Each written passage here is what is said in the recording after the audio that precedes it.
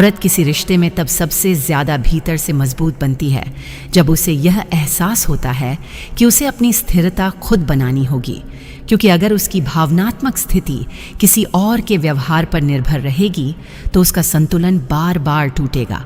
इसलिए वह धीरे धीरे आत्मनियंत्रण, आत्मनिर्भरता और भावनात्मक अनुशासन सीखती है, और यही बदलाव उसे बाहर से शांत पर भीतर से सजग बना देता है।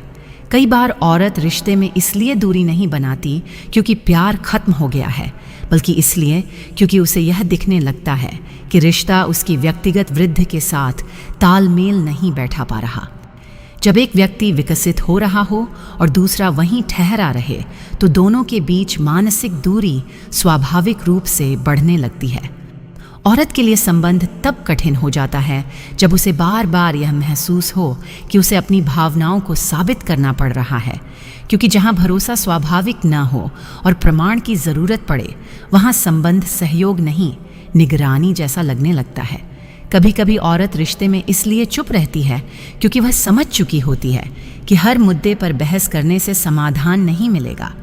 वह अपनी ऊर्जा बचाकर उन चीज़ों पर ध्यान देती है जो वास्तव में उसके जीवन को आगे बढ़ाती हैं, और यह चयन उसे व्यावहारिक बनाता है।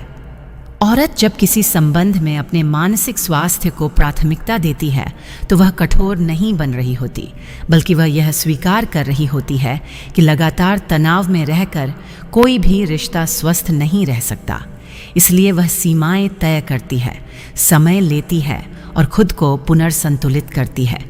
कई बार औरत रिश्ते में इसलिए असहज होती है क्योंकि उसे यह महसूस होता है कि उसकी उपलब्धियों को बराबरी से नहीं देखा जा रहा।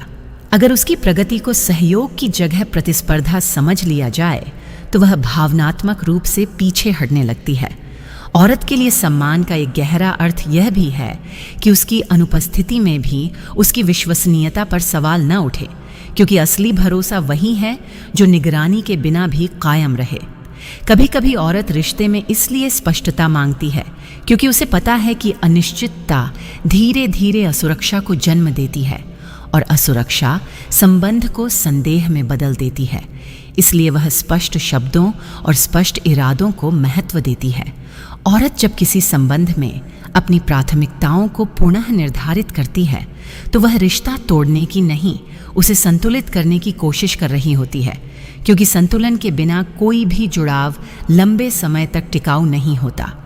औरत के लिए सबसे संतुलित और स्थायी रिश्ता वह होता है जहां दोनों व्यक्तियों की स्वतंत्रता, महत्वाकांक्षा और भावनात्मक आवश्यकताएं एक दूसरे के खिलाफ नहीं बल्कि एक दूसरे के साथ चलें, जहां सहयोग हो, तुलना नहीं, साझेदारी हो, नियंत्रण नहीं। एक अच्छी और वफादार औरत की सबसे बड़ी पहचान ये होती है कि वह संबंध बनाते वक्त आपको रोक नहीं करेगी,